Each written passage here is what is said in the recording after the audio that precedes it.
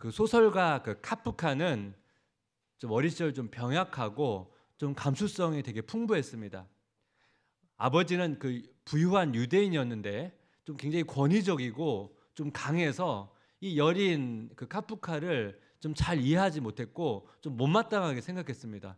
그래서 막 폭언으로 이 카프카에게 좀 부정적인 영향을 사실 많이 미쳤습니다. 이 카프카는 좀 젊은 날에 죽게 되는데 그래서 아버지보다 더 일찍 죽게 됐습니다. 그러다 보니까 카프카는 그 아버지의 그 어두운 그림자로부터 평생 벗어나지 못했습니다. 그 삶 속에 불안과 두려움과 그 허무가 지배를 했고, 그래서 그 작품을 보면 그런 여러 가지 정서들이 많이 묻어납니다. 카프카는 원래 소설가로 되게 잘 알려져 있는데 사실 시도 참 많이 썼습니다. 그 시도 보면 그 시에도 그런 카프카의 여러 가지 불안과 두려움의 정서들을 우리가 볼 수가 있는데요. 저는 이 카프카의 시를 보다가 이 다윗이 지금 도망가는 상황에서의 그 상황과 그 정서를 굉장히 잘 이렇게 묘사하고 있고, 또 어떻게 보면 그게 잘 매칭이 된다는 생각을 하게 됐습니다. 그래서 좀 카프카의 시를 좀 인용하면서 이 다윗의 좀 마음을 한번 읽어보면 좋을 것 같은데요. 제 시를 보겠습니다. 또다시 멀리 추방된다. 멀리 추방된다. 산, 사막, 광야를 통과해야 한다. 다윗은 사울을 피해서 이제 도망자로 살게 되는데요. 어쨌든 사울의 손이 닿지 않는 곳을 가야 되다 보니까 이 산과 사막과 광야를 떠돌아 다니게 됩니다. 또 그 시를 보니까 목표는 있으나 길은 없다. 우리가 길이라고 부르는 것은 망설입니다. 다윗은 이제 도망을 가야 되는데 어디로 이제 도망을 가야 될지 되게 막막했습니다. 우리가 지난주 살펴보았던 그 노베 가서 먹을 것도 구하고 골리앗의 칼도 얻었는데요. 여러분, 이것을 얻었다고 모든 문제가 해결되는 게 아니거든요. 또다시 이제 도망갈 곳을 찾아야 됩니다. 오늘 본문을 보니까 다윗이 이스라엘 적인 블레셋으로 도망을 가거든요. 다윗이 여호와의 이름으로 무찔렀던 그 블레셋에 지금 가고 있는 것입니다. 그 다윗이 블레셋에 여러분 가기로 결정하고 가는 과정 가운데 여러분 얼마나 고민을 많이 하고 망설였겠습니까? 아마 굉장한 괴로움을 가지고 아마 갔을 것입니다. 카프카의 시를 보니까 너는 내가 더 밑바닥으로 내려가야 한다고 말한다. 하지만 나는 이미 가장 밑바닥에 와 있다. 다윗이 그 블레셋 들어갔을 때 또 마음 깊은 곳에 수치감도 들고 절망감도 들고 두려움도 들고 그런 여러 가지 복잡한 마음이 아마 있었을 것입니다. 마지막으로 카프카의 시를 보면 지푸라기 하나, 많은 사람들이 무리에 그은 연필선에 매달려 있다. 매달려 있다고 익사자로서 구출을 꿈꾸고 있다. 다윗은 이 도망자로부터의 어떤 탈출을 꿈꾸고 있습니다. 그래서 이 지푸라기를 잡는 그 심정으로 지금 다윗은 블레셋에 가고 있는 거예요. 카프카는 그 어린 시절 그 아버지의 어두운 그림자부터 벗어나고 싶었지만 벗어나지 못하고 그 고통 속에 살았습니다. 그래서 그 마음 가운데 불안이 있고 두려움이 있고 허무함이 있고 또 한편으로 막 살고자 하는 그런 의지를 가지고 분투하는데요. 다윗도 마찬가지 아닙니까? 다윗도 지금 이 사울로부터 벗어나고 싶은 거예요. 그래서 어떻게 보면 카프카의 심정과 되게 비슷한데요. 그렇지만 이 카프카와 다른 점도 있거든요. 그래서 오늘 본문을 통해서 다윗이 자기에게 찾아온 두려움 때문에 어떤 영향을 받았고 또 이 두려움을 어떻게 극복하고 있는지를 좀 살펴보기를 원합니다. 다윗이 이제 블레셋에 가게 될 때 그 중요한 그 이유를 설명하는데요. 사무엘상 21장 10절입니다. 그날에 다윗이 사울을 두려워하여 일어나 도망하여. 이 사울에 대한 두려움 때문에 이제 도망을 가게 되는데요. 우리도 마찬가지 아닙니까? 우리도 우리 삶에서 여러 가지 두려움을 경험하죠. 우리도 이 두려움으로부터 벗어나고 싶어 합니다. 근데 우리가 이런 과정에서 이 두려움이 우리에게 부정적인 영향을 미칠 수가 있다는 것입니다. 다윗에게 미친 이 부정적인 영향을 두 가지 정도 살펴보면서 한번 우리의 삶을 점검하면 좋겠는데요. 두려움이 미치는 부정적 영향 첫 번째는 뭐냐니까 두려움은 올바른 판단을 못하게 한다는 것입니다. 다윗이 요나단과 이제 대화를 나눌 때 다윗이 했던 고백이거든요. 사무엘상 20장 3절 하반절 한번 같이 읽어볼까요? 진실로 여호와의 살아계심과 내 생명을 두고 맹세하노니 나와 죽음의 사이는 한 걸음뿐이니라. 다윗의 고백이에요.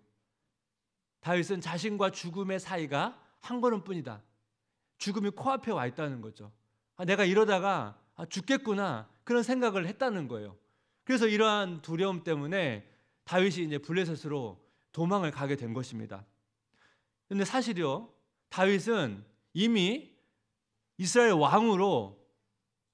왕이 될 것으로 예언을 받고 기름 부음까지 받았습니다. 또 다윗은 요나단으로부터 너는 진짜 왕이 될 그런 자격 있는 사람이라고 인정을 받았어요. 그런데 다윗이 왕이 되기까지는 시간이 필요해요.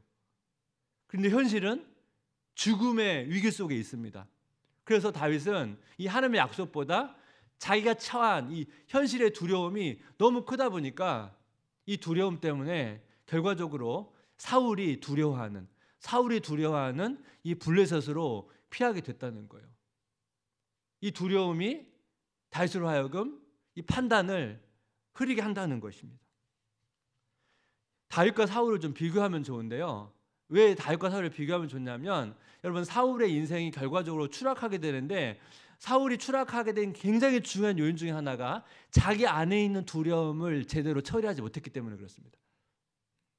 사울은 다윗이 처음에 음악 치료사로 왔을 때 이 다윗과의 관계 되게 좋았습니다.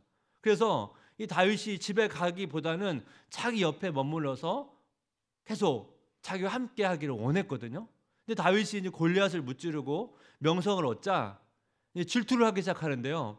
결국은 이 질투를 처리하지 못해서 어떤 일이 일어나냐면 사무엘상 18장 28절 29절 여호와께서 다윗과 함께 계심을 사울이 보고 알았고 사울의 딸 미갈도 그를 사랑하므로 사울이 다윗을 더욱 두려워하여 평생에 다윗의 대적이 되니라. 여기 말씀을 보니까 여호와께서 다윗과 함께 하심을 사울이 보고 알았다고 그랬습니다. 그런데 사울은 다윗을 인정하는 게 아니고 다윗을 두려워해서 평생의 대적이 됩니다. 여호와께서 함께 하시는 다윗을 대적했다는 것은 사실은 하나님을 대적했다는 거거든요. 그래서 우리가 두려움이 찾아왔을 때 이 두려움을 잘 처리하지 못하면 이 두려움이 우리로 하여금 올바른 판단을 하지 못하도록 만드는데 이 과정에서 우리가 어떤 일이 생길 수 있다고요?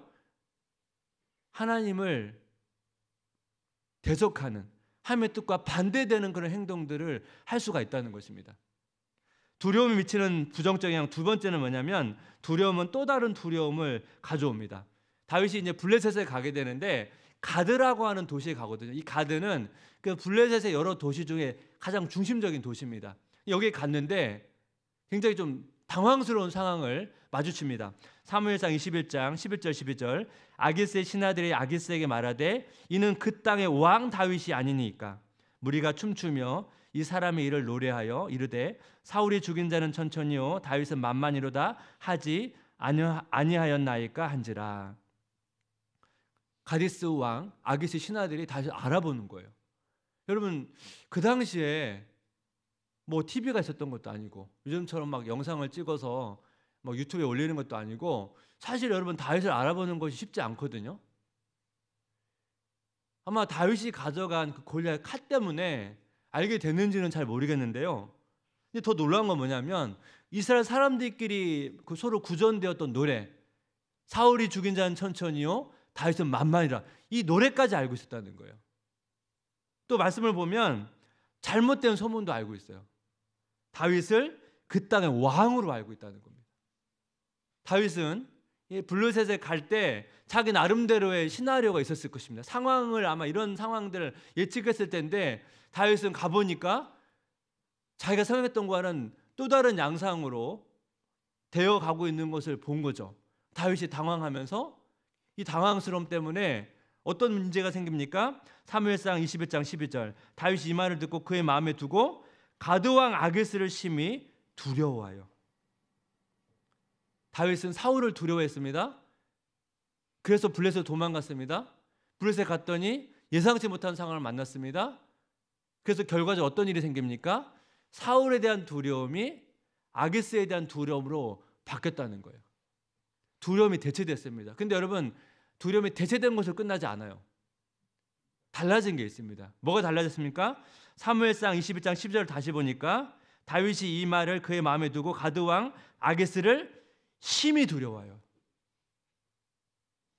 두려움이 대체되면서 두려움이 깊어졌다는 거예요.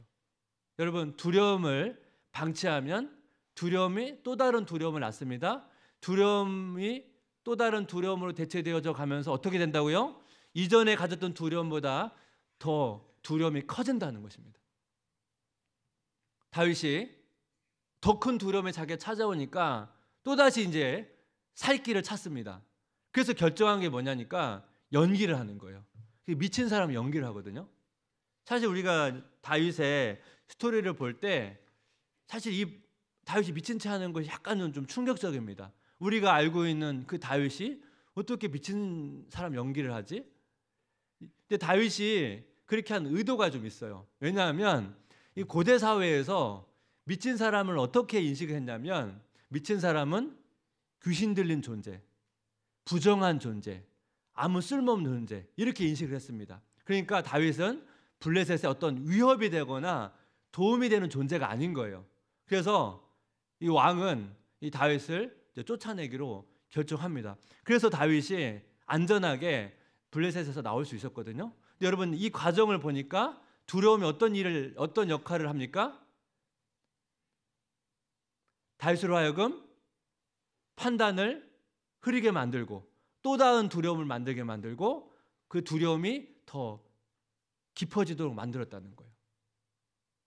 결과적으로 여러분, 사울이나 다윗이나 똑같이 두려움이 있었습니다. 두려움에 사로잡혔습니다. 부정적인 영향을 받았습니다. 근데 여러분, 사울과 다윗 관계에서 다윗이 사울과 다른 결정적인 차이점이 있거든요. 그게 이제 핵심인데 그걸 보겠습니다. 두려움을 이기는 대안, 그게 뭐냐면 하나님을 의지하는 거예요. 시편 56편을 보면 이 다윗의 시편인데요. 그 표제어를 한번 같이 보겠습니다. 다윗이 가드에서 블레셋인에게 잡힌 때에, 오늘 본문 상황에서 지은 시편이거든요. 이 시편을 보게 되면 다윗이 막 두렵다고 하나님께 고백을 해요. 근데 이 두렵다는 이 고백도 많이 반복되는데 똑같이 반복되는 중요한 표현이 있거든요. 그 말씀을 보겠습니다. 시편 56편 3절, 4절, 10절, 11절인데 제가 읽어보겠습니다. 내가 두려워하는 날에는 내가 주를 의지하리이다. 내가 하나님을 의지하고 그 말씀을 찬송하올지라. 내가 하나님을 의지하였은즉 두려워하지 아니하리니 혈육을 가진 사람이 내게 어찌하리이까. 내가 하나님을 의지하여 그의 말씀을 찬송하며 여호와를 의지하여 그의 말씀을 찬송하리이다. 내가 하나님을 의지하였은즉 두려워하지 아니하리니 사람이 내게 어찌하리이까. 여기 보니까 하나님을 의지한다는 단어를 여러 번 반복해서 고백하고 있는 것을 알 수 있습니다. 하나님을 의지하는 것과 사람을 두려워하는 것, 이걸 지금 대조하면서 지금 고백하는데요. 사실 10절에 보게 되면 하나님을 의지한다는 표현이 2번 나오는데 사실 원어에는 없어요. 의역해서 넣은 거거든요. 근데 이 2번을 빼더라도 의지한다는 표현이 4번이나 지금 등장하죠. 다윗이 이 두려움을 하나님을 의지함을 통해서 지금 극복하려고 하고 있다는 것입니다. 우리에게 찾아오는 두려움이 있거든요. 이 찾아오는 두려움을 막기는 어려워요. 결과적으로 이 찾아온 두려움을 어떻게 해결하냐가 핵심인데요. 사울은 두려움의 원인인 다윗을 제거하는 방식으로 이 두려움을 해결하려고 했고, 다윗은 이 두려움을 어떻게 해요? 하나님을 의지함으로 해결하려고 했다는 것입니다. 이것이 다윗과 사울의 중요한 차이점인데요. 우리가 하나님을 의지한다는 표현을 우리가 성경에서 많이 보거든요. 이 하나님을 의지한다는 것이 뭔가 제가 한번 표현을 만들어 봤거든요. 하나님을 의지하는 삶이란 뭔가 하나님께 초점을 맞추는 삶이에요. 그렇다면 두려움은 왜 생깁니까? 우리가 하나님께 초점을 맞추지 못할 때 두려움이 생기는 것입니다. 이 두려움이라는 게 힘이 강력합니다. 여러분, 사울의 인생을 추락시켰고 다윗도 그 판단을 흐리게 만들었죠. 다윗은 이제 정신을 차리고 다시 이제 하나님을 의지하면서 하나님께 초점을 맞추면서 지금 회복을 하고 있는데요. 우리가 이렇게 하나님께 초점을 맞추지 못하면 어떻게 됩니까? 우리 삶에 찾아온 이 두려움이 오랜 시간 동안 우리의 삶을 지배한다는 겁니다. 근데 우리가 하나님을 24시간 동안 계속 초점을 맞추기는 쉽지 않아요. 우리가 어쨌든 이 두 발이 이 땅에 딛고 사니까 어쨌든 우리가 가정에서 일을 하고 또 회사에서 일을 해야 되다 보니까 우리가 계속 하나님만 생각하고 하나님만 바라볼 수는 없거든요. 그러니까 사실 어떻게 보면 우리 안에 두려움이 오는 것은 자연스러운 결과입니다. 그래서 어떻게 하면 이 두려움을 잘 극복할 것인가가 되게 중요한데, 제가 그동안 계속 말씀을 통해서 묵상과 기도가 중요하다는 걸 여러 번 말씀을 드렸잖아요. 묵상과 기도가 이렇게 하나님께 초점을 맞추는 거예요. 묵상을 통해서 하나님을 바라봄으로 우리에게 찾아온 두려움을 이겨갈 수 있는 거고요. 기도도 마찬가지예요. 기도는 하나님께 내 인생을 맡기는 거거든요. 우리가 왜 기도로 하루를 시작합니까? 하루를 의탁하면서 하나님을 의지하는 거죠. 그래야 우리가 나에게 찾아온 두려움을 이길 수가 있거든요. 그래서 이 하나님과의 교제가 하나님께 초점을 맞추는 중요한 훈련의 과정인데요. 이 하나님과의 교제 속에서 일어나야 될 굉장히 중요한 포인트가 하나 있습니다. 다윗의 시편으로 다시 가보면 다윗이 여러분 하나님을 의지하면서 이제 두려움을 이겨가는데요. 이때 이 과정에서 다윗이 확신하는 중요한 포인트가 있습니다. 시편 56편 9절인 한번 같이 읽겠습니다.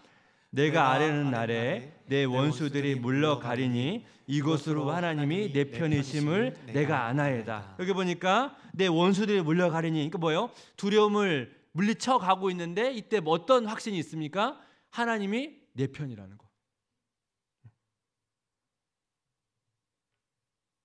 하나님께서 나의 상황을 아시고 나를 아시고 나의 지금 고백을 귀 기울여 들으시는 그 하나님, 그 하나님이 내 편이라는 확신이 들자마자 어떻게 된다고요? 두려움을 이겨낼 수 있다는 것입니다.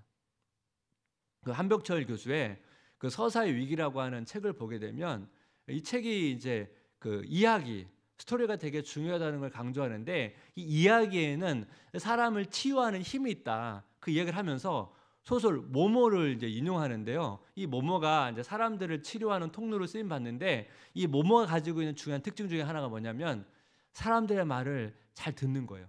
경청하는 것입니다. 그 책 내용을 한번 읽어보겠습니다. 경청은 상대에게 이야기할 영감을 주고 이야기하는 사람 스스로 자신을 소중하다고 느끼고 자신의 목소리를 듣고 심지어 사랑받는다고까지 느끼는 공명의 공간을 연다. 여러분, 이 내용을 하나님과의 교제에 한번 적용해 보십시오. 최고의 경청자는 하나님이시거든요. 그러니까 우리가 하나님과의 교제를 통해서 내가 하나님께 사랑받는 존재, 내가 소중한 존재라는 것을 느끼게 되고 그 하나님이 내 편이라고 하는 확신을 갖게 된다는 거죠. 그 과정에서 어떻게 된다고요? 우리가 두려움을 이겨갈 수 있다는 것입니다. 그래서 우리가 이 두려움이 찾아올 때 이 기도를 해야 될 때 이런 기도가 필요합니다. 로버트 호커 목사님의 기도인데요. 복되신 예수님, 가련하고 우둔한 내 심령에 은혜를 내려주셔서 때때로 밀려오는 불안과 의심, 두려움을 떨쳐버리게 하소서. 지난날 내 삶의 모든 여정에서 주님이 온갖 어려움과 위험을 통과하게 도우셨음을 깨닫게 하소서. 나 연약함 가운데서 주의 능력이 온전히 드러나는 것을 보게 하소서. 그러하오니 주님, 어렵고 힘든 일이 아무 문제가 되지 않습니다. 그 상황들을 바라보기보다 주님을 바라보게 하소서. 하나님께서 내게 약속하신 것으로 충분합니다. 이런 기도가 필요하다는 거예요. 여러분, 우리에게 두려움이 찾아올 때 하나님께 초점을 맞춰야 된다고 말씀을 드렸잖아요. 다윗과 같은 그런 시편의 기도, 로버트 호커 목사님 같은 이런 기도가 필요하다는 것입니다. 이런 기도를 통해서 자꾸 하나님께 초점을 맞춰야만 우리에게 찾아온 두려움을 이겨낼 수 있는데요. 그 존 패튼이라고 하는 분이 이 두려움을 떨쳐낼 때 용기가 필요하다, 그러면서 했던 그 문장이 있는데 참 제 마음에 남았습니다. 한번 같이 한번 읽어볼까요? 용기란 두려움이 없는 게 아니라 보통 사람들보다 두려움을 인분 더 견디는 것이다. 제가 이것이 왜 이렇게 인상이 남았냐면, 제가 경험을 해보니까 여러분, 하나님을 바라보고 하나님을 의지하면 그 두려움의 상황들이 해결될 때가 있어요. 하지만 대부분은 내가 하나님을 의지하고 하나님께 기도한다고 해서 그 두려움의 현실이 사라지지 않을 때가 더 많아요. 그렇다면 어떻게 됩니까? 사실은 그 두려운 현실을 견뎌야 되는 거예요. 이 두려운 현실을 계속 우리한테 영향을 미치거든요. 그 두려움이 우리한테 영향을 미쳐요. 그럼 여러분 어떻게 됩니까? 그 현실이 사라져 버리면 두려움이 사라지겠지만 여전히 그 두려움의 현실이 남아있으면 계속 여러분 영향을 미치잖아요. 그럼 어떻게 됩니까? 그 두려운 현실, 계속 남아있는 두려운 현실을 용기로 우리가 반응을 해야 되는데, 제가 앞에서 말씀드렸죠. 하나님이 내 편이시라고 하는 그 확신이 있어야만 그 용기를 가지고 두려운 현실 속에서 견딜 수가 있거든요. 제가 앞에서 두려움을 방치하면 또 다른 두려움이 생긴다고 말씀을 드렸죠. 근데 여러분, 두려움을 이기는 최고의 방법은 맞불 작전입니다. 여러분, 산불이 나면 가장 산불을 끄는 좋은 방법은 반대편에서 산불을 내는 거예요. 그래서 이 산불이 마주치면서 그 산불을 끄는 겁니다. 두려움을 이기는 최고의 방법은 더 큰 두려움으로 이 두려움을 이기는 거거든요. 근데 여기에는 성경적 원리가 있어요. 말씀을 같이 보겠습니다. 요한일서 4장 18절 상반절, 사랑 안에 두려움이 없고 온전한 사랑이 두려움을 내쫓나니. 성경적 원리입니다. 온전한 사랑이 두려움을 내쫓습니다. 하나님을 사랑하는 것이 두려움을 이기게 합니다. 하나님을 사랑하는 것, 하나님을 경외하는 것, 하나님을 두려워하는 것 다 같은 의미예요. 같은 단어예요. 그럼 여러분, 이걸 한번 적용해 보겠습니다. 느헤미야의 기도를 보면 이 원리를 잘 적용해서 기도를 하고 있는데 한번 같이 읽어볼까요? 느헤미야 1.5절, 이르되 하늘의 하나님 여호와 크고 두려우신 하나님이여, 주를 사랑하고 주의 계명을 지키는 자에게 언약을 지키시며 긍휼을 베푸시는 주여 간구하나이다. 여기 보면 뭐라고 말합니까? 크고 두려우신 하나님, 크고 두려우신 그 하나님을 사랑하고. 우리가 어떻게 두려움을 이긴다고요? 우리에게 찾아온 두려움보다 크고 두려우신 하나님을 의지하고 신뢰함으로 두려움을 이기는 것입니다. 그런데 우리가 하나님을 두려워하지 않는다면, 내가 믿고 있는 그 하나님이 너무 작다면 우리 안에 있는 이 두려움을 이기기가 어렵습니다. 그렇지 않겠습니까? 내가 믿는 하나님이 너무 작으면 그것보다 작은 두려움만 이길 수 있거든요. 내게 다가온 두려움을 이기려면 내가 믿는 하나님이 더 크신 분이어야만 이길 수가 있습니다. 그러니까 이 영적인 싸움인 거예요.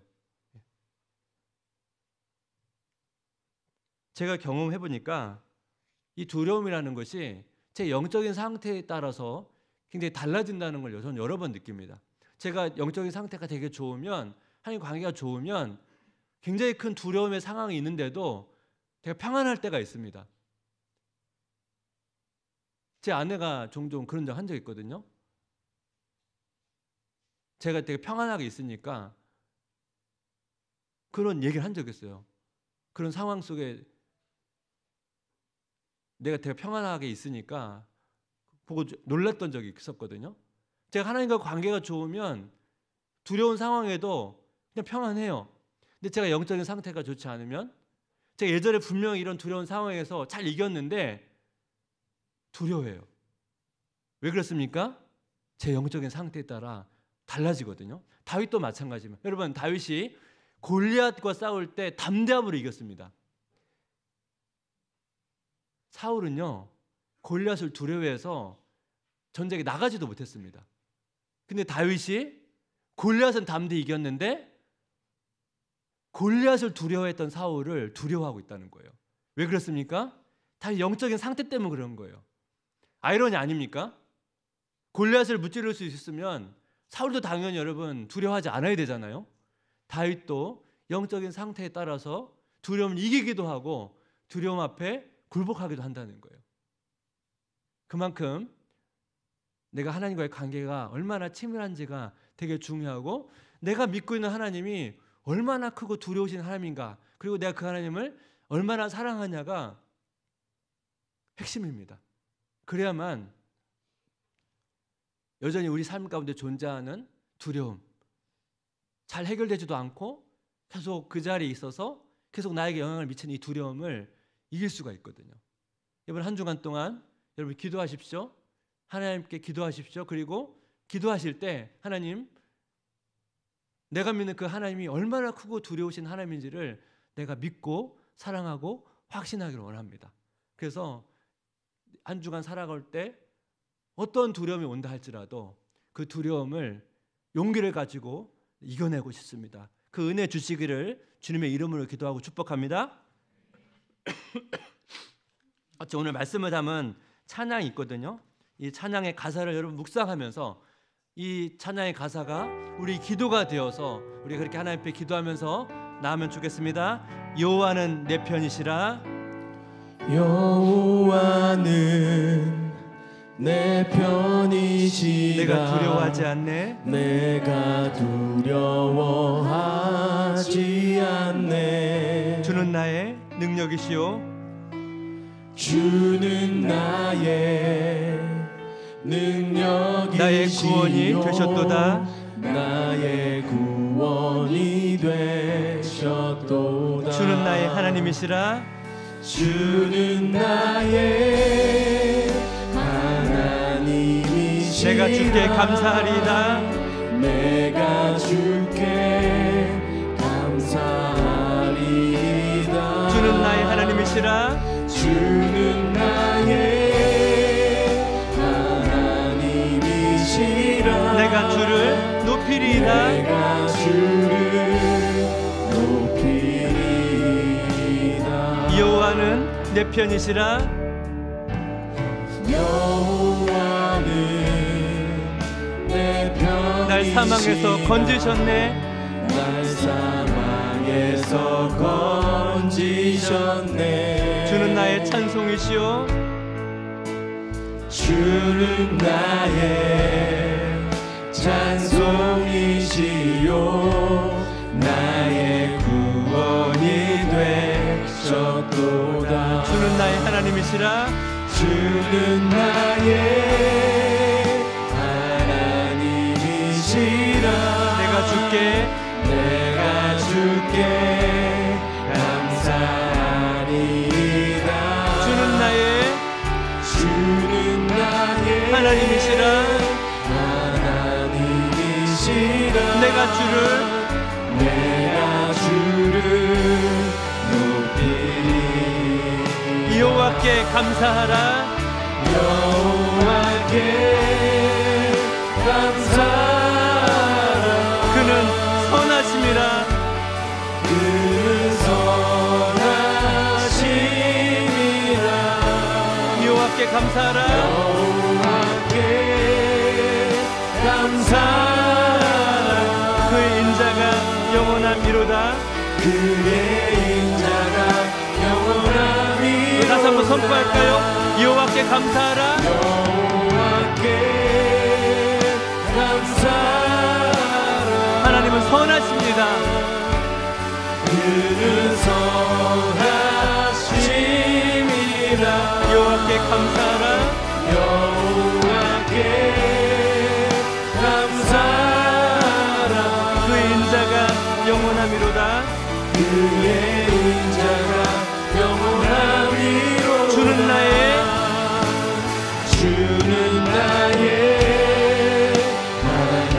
하나님이시라. 내가 주께 감사하리이다. 주는 나의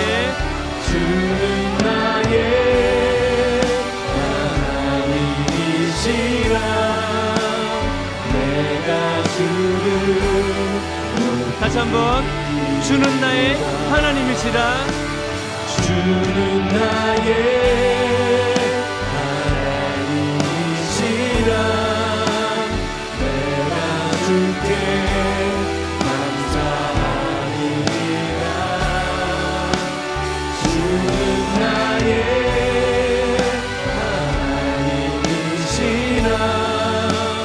내가 주를 높이리이다.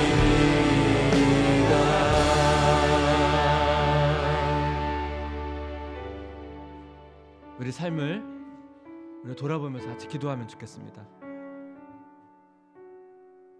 성도님의 삶 가운데, 마음 가운데 드리워진 두려움이 있다면 그게 어떤 두려움인지 좀 살피면서 같이 기도하면 좋겠습니다. 두려움을 방치하면 또 다른 두려움을 낳고 그 두려움이 점점 깊어져 간다고 제가 말씀을 드렸습니다. 두려움은 더 큰 두려움으로 이겨가는 건데 그 큰 두려움은 하나님을 향한 두려움입니다. 그 하나님을 사랑하는 것입니다. 그래서 사실 우리에게 두려움이 있나보다 더 중요한 것이 나는 그 크고 두려우신 하나님을 내 편으로 내가 신뢰하고 있는가, 이것이 우리 삶에서 굉장히 중요한 요소라고 제가 말씀을 드렸는데, 우리 시간 한번 같이 기도할 때 하나님, 내가 믿고 있는 그 하나님이 너무 작으면 아주 작은 두려움밖에 내가 이길 수가 없는데, 하나님 아버지, 이 시간 우리 영적인 눈을 열어주셔서 내가 믿는 그 하나님이 얼마나 크신 분이시고 선하신 분이시고 두려우신 분이신지를 내가 믿고 신뢰하기를 원합니다. 하나님 도와주시기를 원합니다. 내 삶 가운데 하나님이 하나님을 향한 신뢰함으로 내 안에 두려워진 이 두려움들, 내 삶의 여러 가지 현실의 어려움들을 헤쳐나갈 수 있도록 은혜를 베풀어 주옵소서. 이 시간 또 함께 기도할 때 또 내 가족 가운데, 내 지체 가운데 이 두려움 때문에 어려움을 겪고 있는 우리 지체들이 있다면 함께 중보하면서 나 자신을 위해서 지체를 놓고 같이 기도하며 나아갑니다. 같이 기도하겠습니다. 하나님 아버지,